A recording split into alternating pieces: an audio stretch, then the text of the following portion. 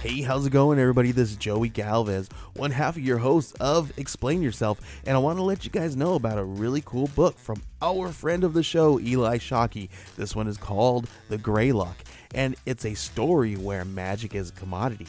Potions are sold at corner stores. Orcs and dwarves earn a living in cubicles, not on the battlefields. But there are those who resist the house's magic's laws. Branded a criminal and forced to live as a wand for hire, there is a spell slinger they call the Greylock. Check this one out. You guys can pre-order issue 3 right now with code JAN241939, and make sure you guys are heading over to your favorite LCS and letting them know that you want Greylock number 3, and maybe pick up the first 2 issues. You could do that at the Scout web store. So make sure you guys are grabbing the Greylock number 3, JAN241939 at previewsworld.com. Okay, everybody. I have something really cool to tell you about. If you haven't heard yet about Anchor, it's the easiest way to make a podcast. Let me explain here. It's free. There are creation tools that allow you to record and edit your podcast right from your phone or computer. Anchor will distribute your podcast for you so it can be heard on Spotify, Apple Podcasts, Stitcher, and more. You can make money from your podcast with no minimum listenership. It's everything you need to make a podcast in one single place. Now, the way that you can do this is you got to download the free Anchor app or go to anchor.fm, and then you can get started. It's really fun. We just switched over recently here at All Too Real 2, and I'm enjoying it so far. So be sure to check it out and let us know what you think.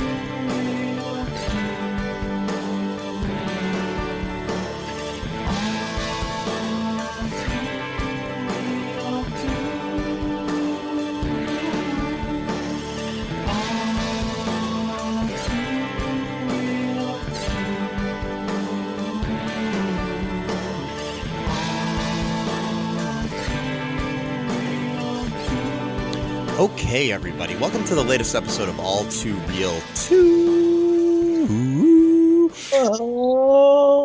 My name is Michael E. Cullen II, and with me, as always, is Matthew.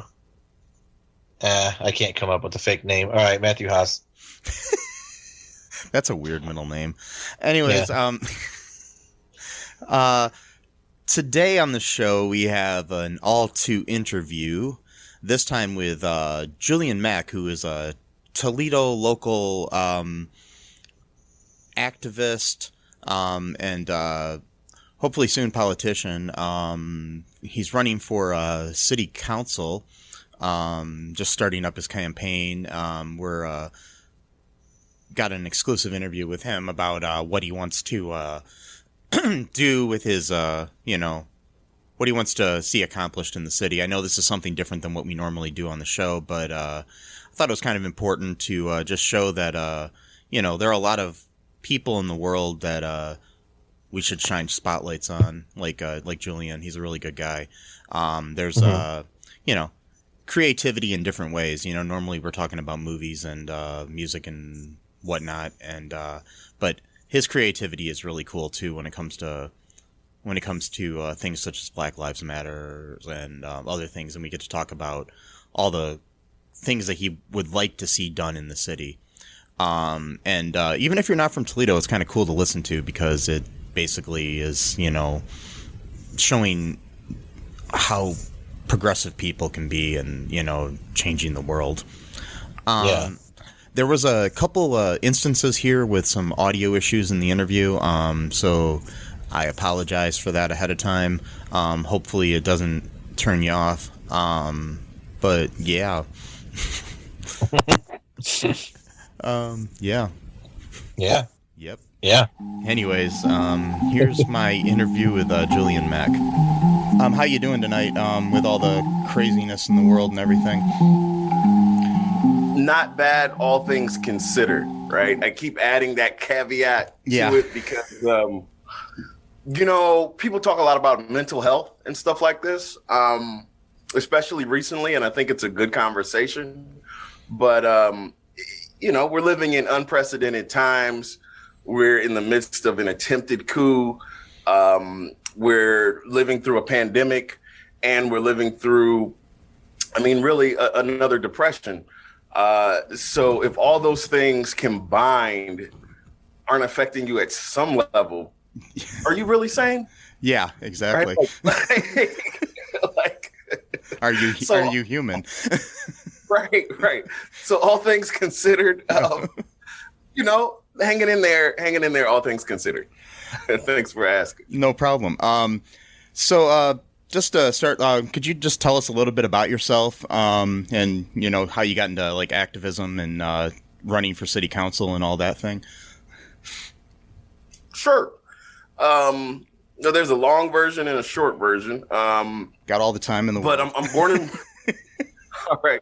Well, I'm born and raised in Toledo. I always give credit to that activism, I guess you could say, gene coming from my mother.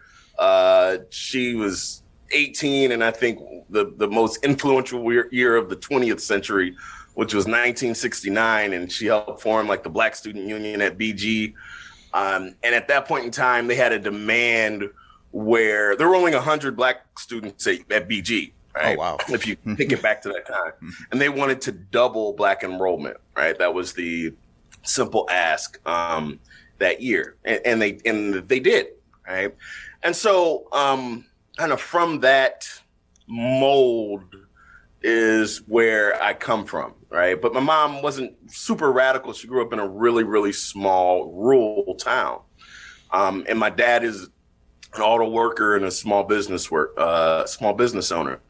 And so, the hardest working man I've ever met, because he works full time at Chrysler and still runs and operates his own business.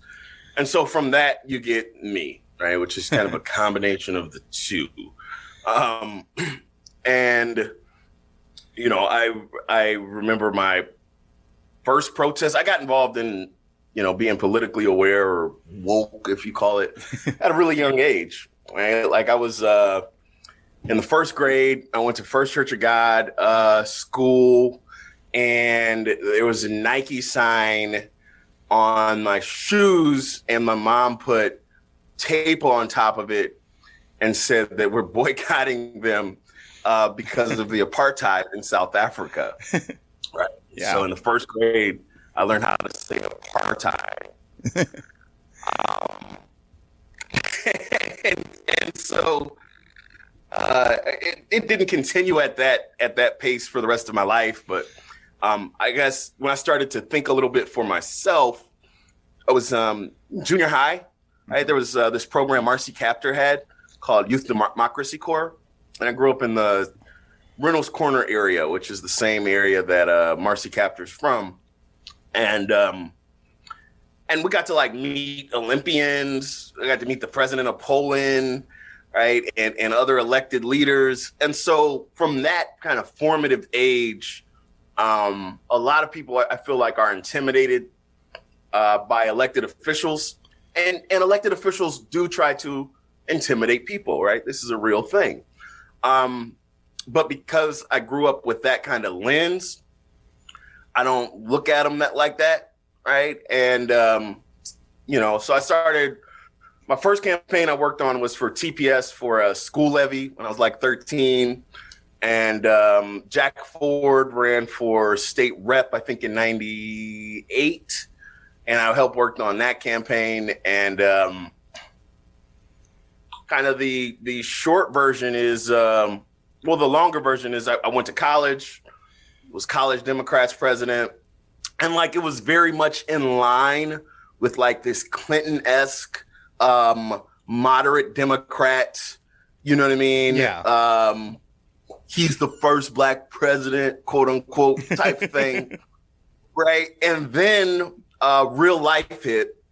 I got a DUI for having weed in my car, right? Just for having it in my car. Yeah. And then I got another one because I didn't stop smoking weed. And so I had 2 DUIs in like a year and a half period, simply for having weed in my car, right? So like life hit me, right? I got 2 DUIs, had my first daughter, right? And I mean, frankly, here's the thing. I couldn't afford an apartment, right? I couldn't afford to pay off the fines. I couldn't get health insurance, right? And frankly, like the lack of being able to, I mean, really financially support myself and my family felt just demasculating, right? And sent me into this very real depression, you know what I mean? And when I looked at, you know, these people that I had looked up to my whole life to, you know, like, why am I going through this, right? Like those policies, I realized that some of those policies were why I was struggling, right? And that this isn't right. Something needs to change. And so subsequently, I would also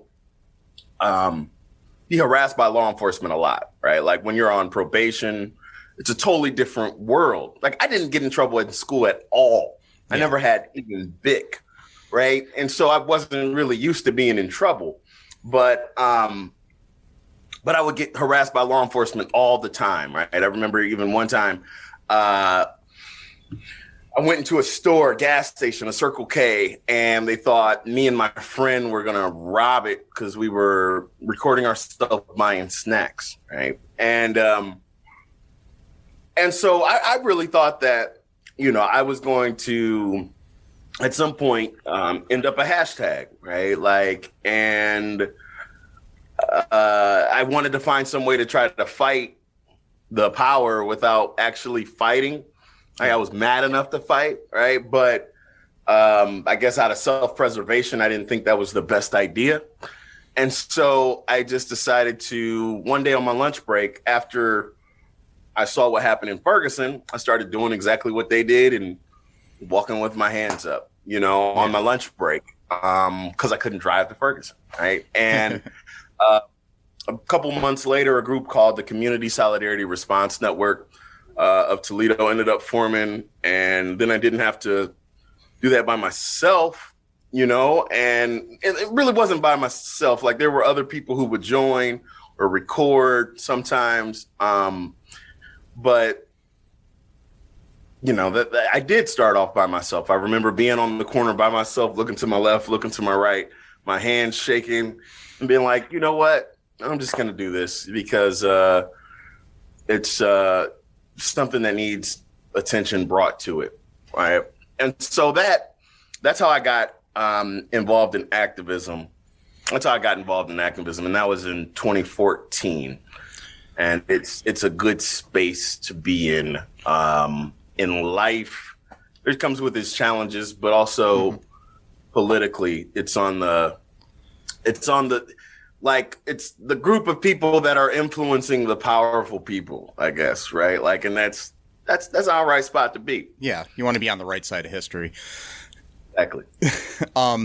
So what led you to then want to decide to run for city council?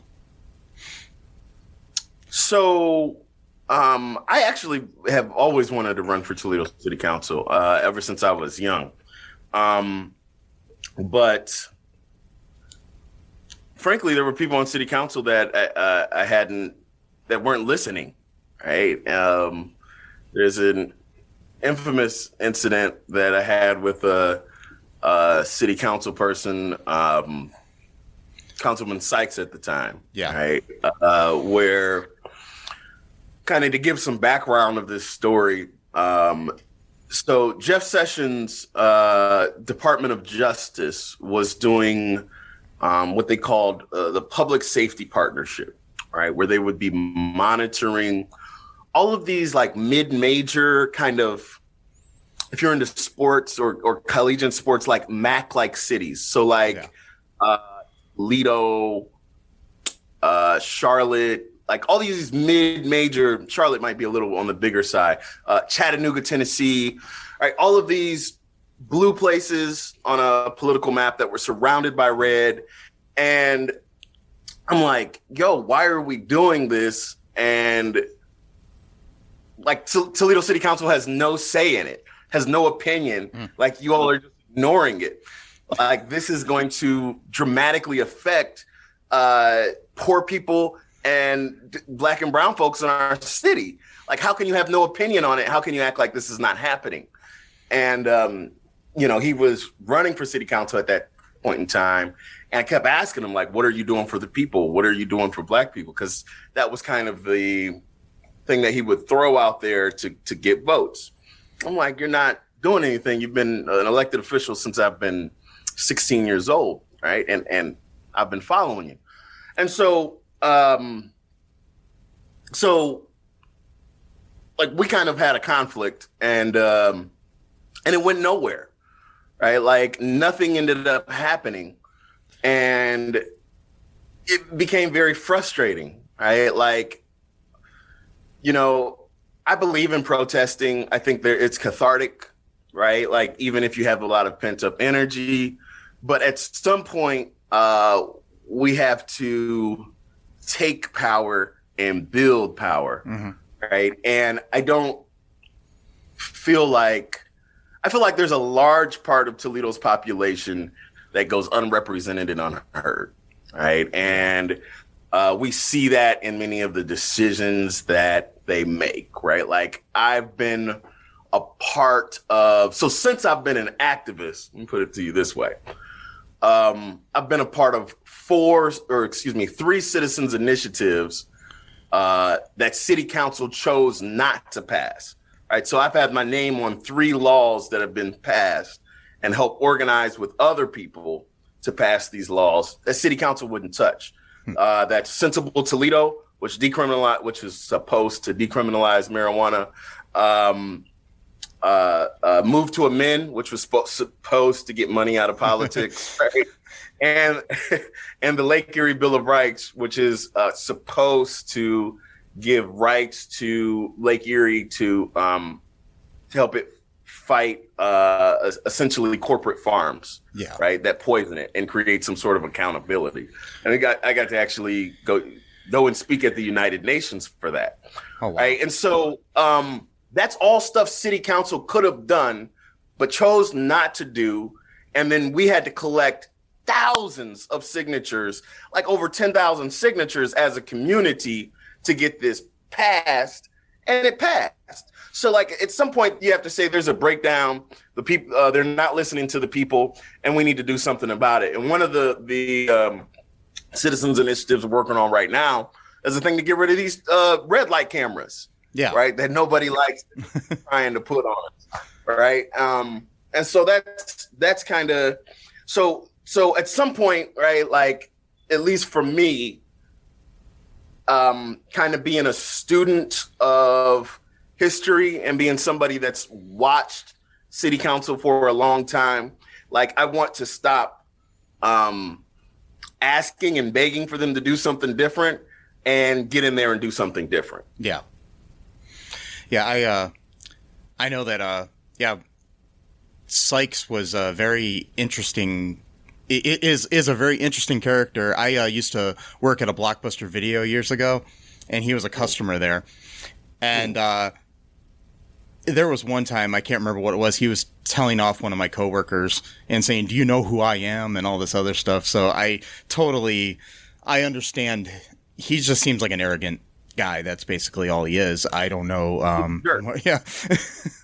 That's my only impression of him, like personally at least. And I had to step in and basically, I think he had a late fee and he was pissed off about it.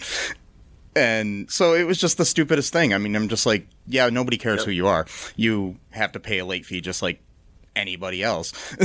It's the Exactly. company policy. And that's the thing, man, is like in leadership, there's a Cornel West quote. You can't save people if you don't serve people. Yeah.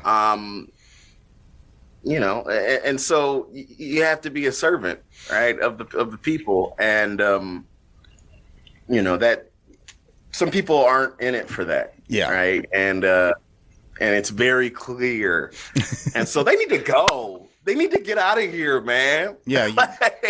We need fresh faces like you in there, in my opinion, because, new opinions are better than, just people that are in it for the fact that they're of the power or whatever, and I think that goes all the way to the national level, obviously, but it's just, because people, sadly, most politicians don't really give a shit about the people. They care about themselves and their power, in my opinion.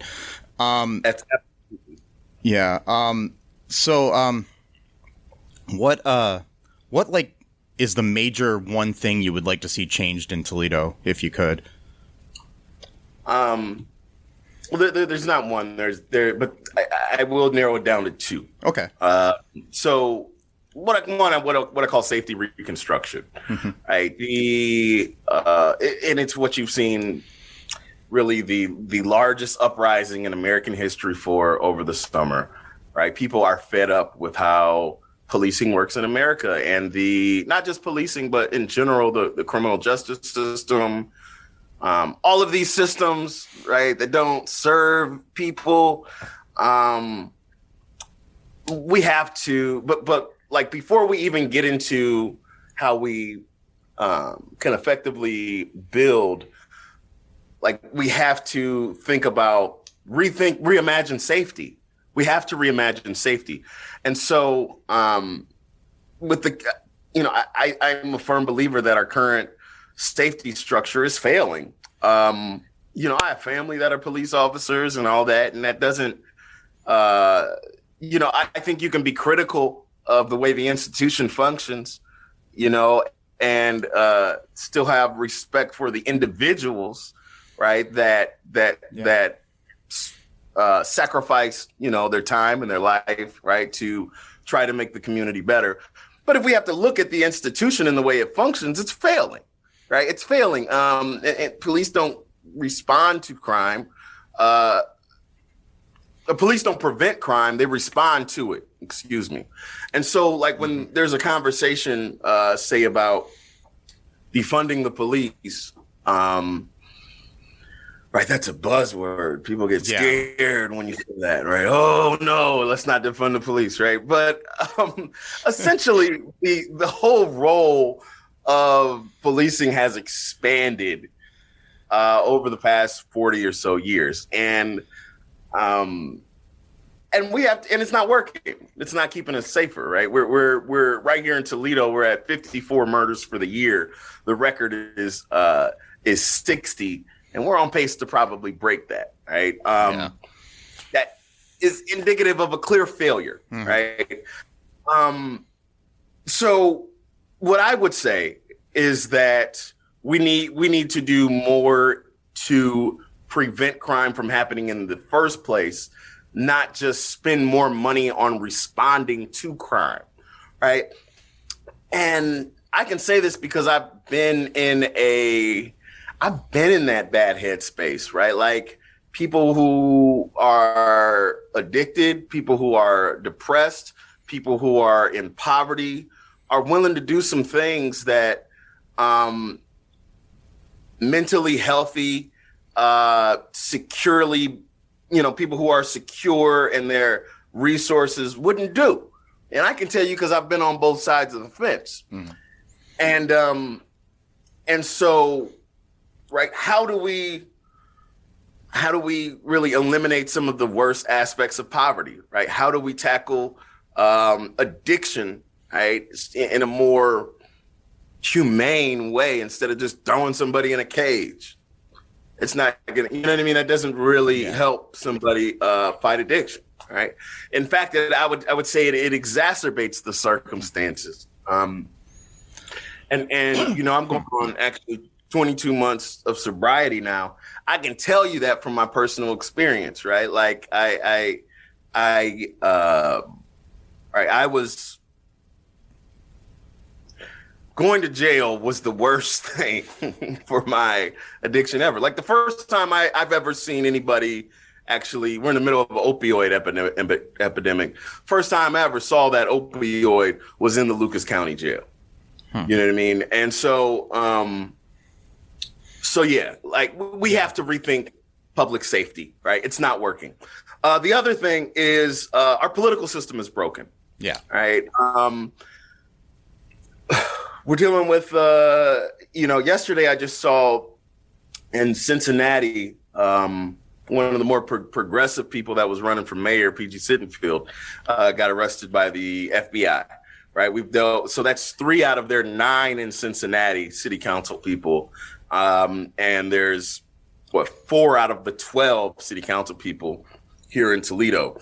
But it doesn't stop there. No. Right. The speaker of the Ohio House, right, was involved in a corruption scandal. And we're not talking about a couple $1,000s. We're talking about $1 billion bailout with First Energy. You know what I mean? And wow. He personally got like 60 some million, right? And that was spread throughout all of Ohio.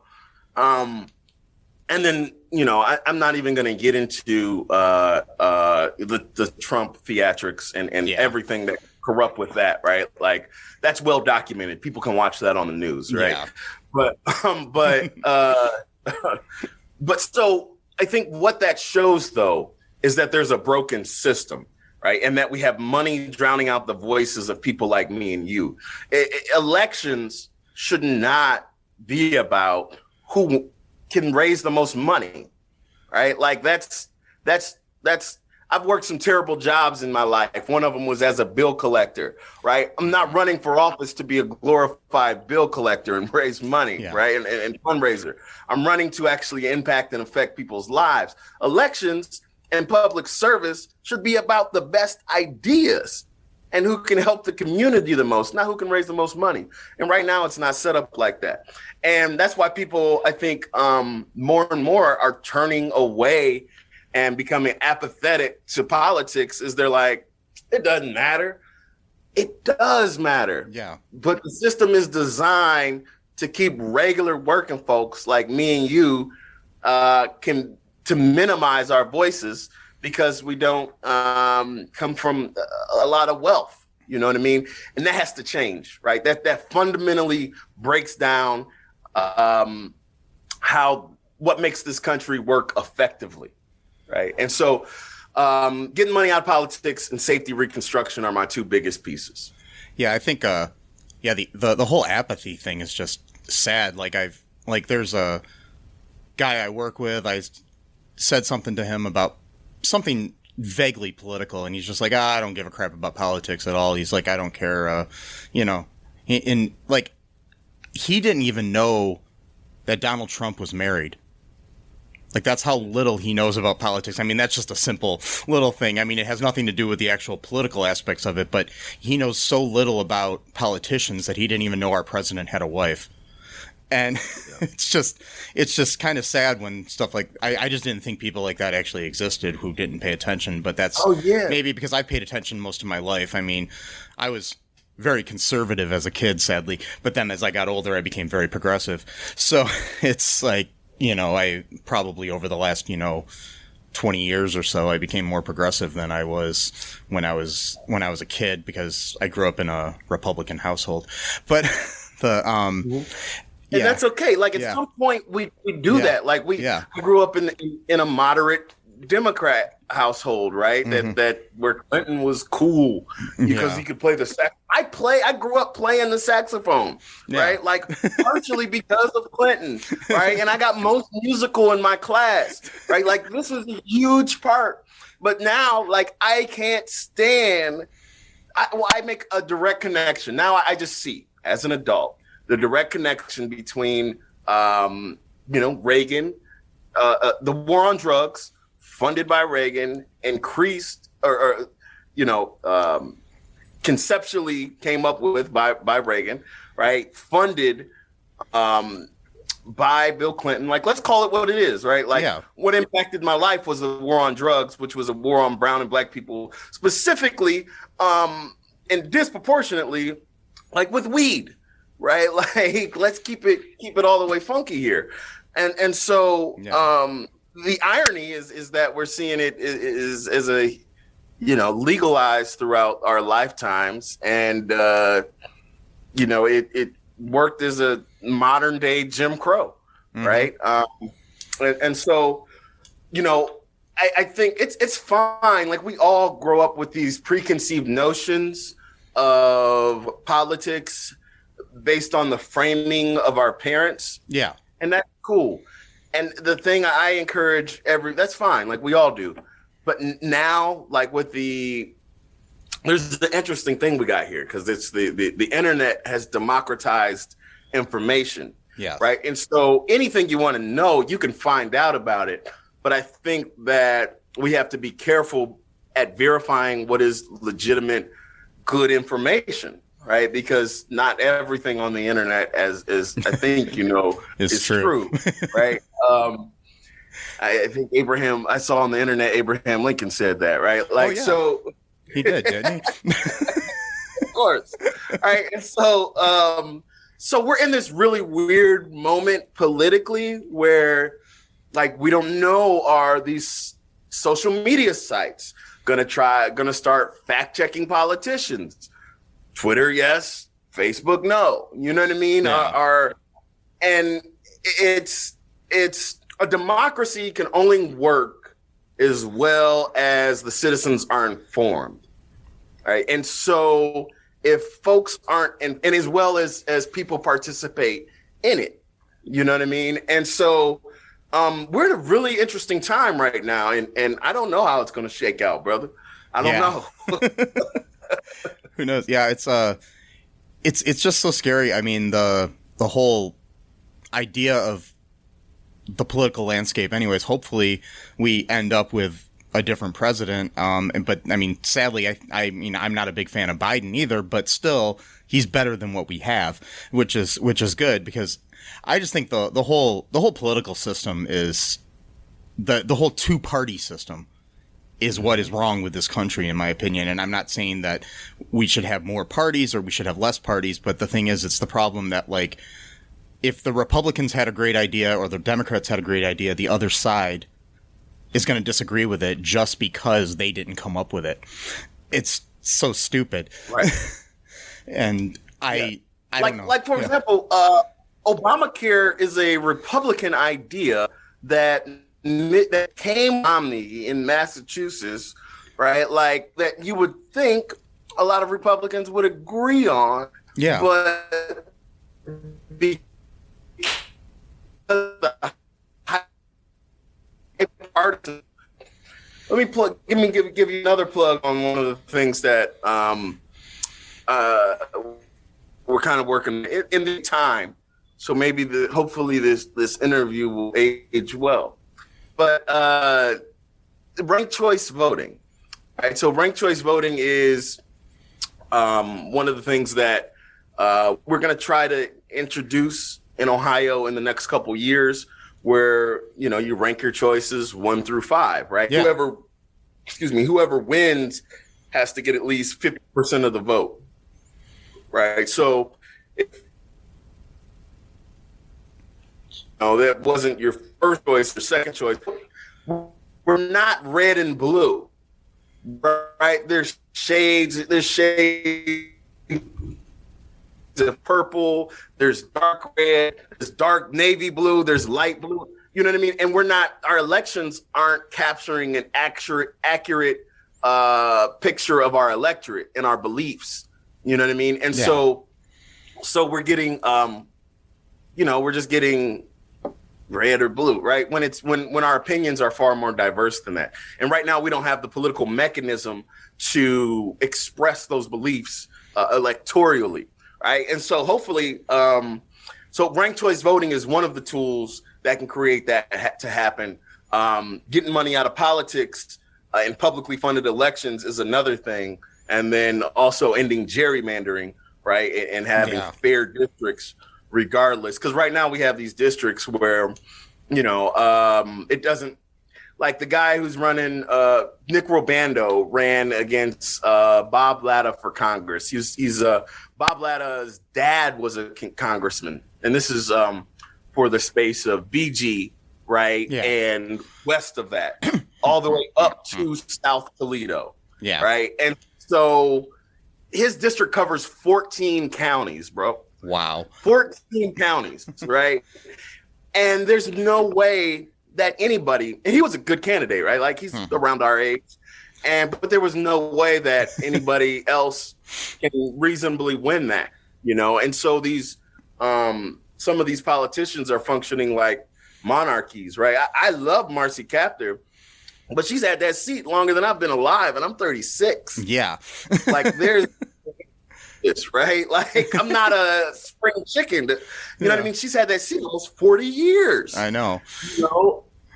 So like people are under, like I get frustrated when I hear like some of my political friends get upset at people who become apathetic. No, I understand why folks are apathetic, and I get it. But we need people in the system that change what is frustrating people with the political system, and that's what I hope to do. And that's the kind of agent of change that I hope to be. If I'm lucky enough to get elected. I agree with you. I think the ranked choice voting is the way to go too, because I never even knew about it until about a year ago, and I heard this podcast where they were talking about it and how Australia does that and how well it works there. They also basically almost make it mandatory that you vote in Australia. So, I mean, I'm not saying we should necessarily make it mandatory that everybody votes, but it wouldn't be a bad thing. And they also their election days are national holidays. Some of this stuff isn't that complicated, no, right? Like, no, you should have to opt out to vote, not opt in. Yeah, you know what I mean. Like, you should automatically be registered to vote. Like, yeah, you know what I mean? To tell me the government doesn't know where you live, know your address. Yeah, they know these things. You should be it should be automatic. Now, if for religious beliefs or something like that, if you don't vote, fine. Yeah, it's understandable. Opt out. Yeah, it's simple. Just opt out. But, all of this work that goes into voter registration is ridiculous. Like, one of the things my girlfriend did this year was she registered people to vote at the jail, which was actually a really cool project. Yeah. People don't know that they can vote even in jail. You can vote if you have a felony. The only time, at least in Ohio, you can't vote is if you're currently serving time for your felony, right? So other than that, you can vote, but you have to, there are people who don't want you to vote. They know, I think they know how folks, I mean, let's not dance around it, right? When this country was founded, you had to own property to vote, right? Yeah. And it had to be a white man, right? Like, and if you didn't fit in one of the, in those categories, you couldn't vote. Yeah. Right? And so the challenge of us as a people in this nation, we have this wonderful ideal of America, but we've yet to actualize that for all of us here. Right, it's never been true. Life, liberty, and pursuit of happiness has never been true for anybody, for everybody here in America, right? And so, it's a wonderful thought. It's a wonderful aspiration, but it just hasn't been true. So, the question is how do we make the founders' ideals, right? Because they were flawed men as well, very flawed men, but they got some things right. How do we make that apply to everybody? You know what I mean? And so that is the challenge that every generation has had to take up. You know what I mean? And I view this activist work or even view this, if I'm lucky enough love to serve on city council, I view that as just doing what somebody has to do, that work of this generation, I think I'm qualified to and should. Yeah. We have to do all we can to push the paradigm forward as much as we can while we're here. So to get on the topic of my podcast, I'm just going to ask you, what do you think is like probably the best like political movie ever made? Just to kind of just ask, just your opinion on that. Oh, wow. Oh my gosh. I actually love political. I love documentaries. Yeah, me too. Right? Like I'm always trying to learn more. Mm-hmm. Right? And oh man, I wish I would have prepared for this question a little more. Oh, that's fine. Sorry. I don't have a favorite. I can't pick a favorite now. But there are some really good ones that are worth checking out. Yeah. There's a new one on HBO called Agents of Chaos. All right, I think is fantastic. Right. Fact of the matter is, and I'm not a tin hat guy. Right. Like I'll look at the stuff that people say, oh, 9/11 is a conspiracy, but I look at it very subjectively. Right. Like. But here's a fact, right? Is we are in the middle of a third world war, right? But it is cyber; it's being fought online, and like many of us just don't know it and don't realize what's going on around us, right? And this was actually started, and this is what the movie is about.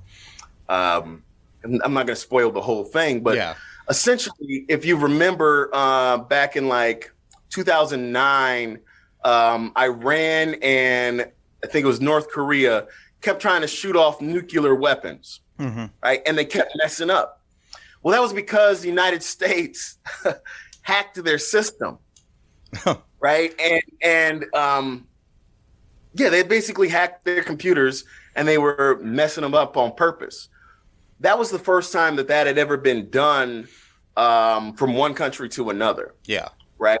And so once you kind of open that door, now other countries start hacking other countries, right? Like as a way to destabilize what is normal. Okay. So like we know for a fact that this also happened in the 2016 election, right, with misinformation, right? So like one of the things, and it's not one side, right? So like it's not just Tea Party propaganda. There was also like Black Lives Matter propaganda, right? Trying to convince folks not to vote, right? Or to be apathetic and to not participate in the system. And this was done by Russian troll farms, right? Yeah. This is not.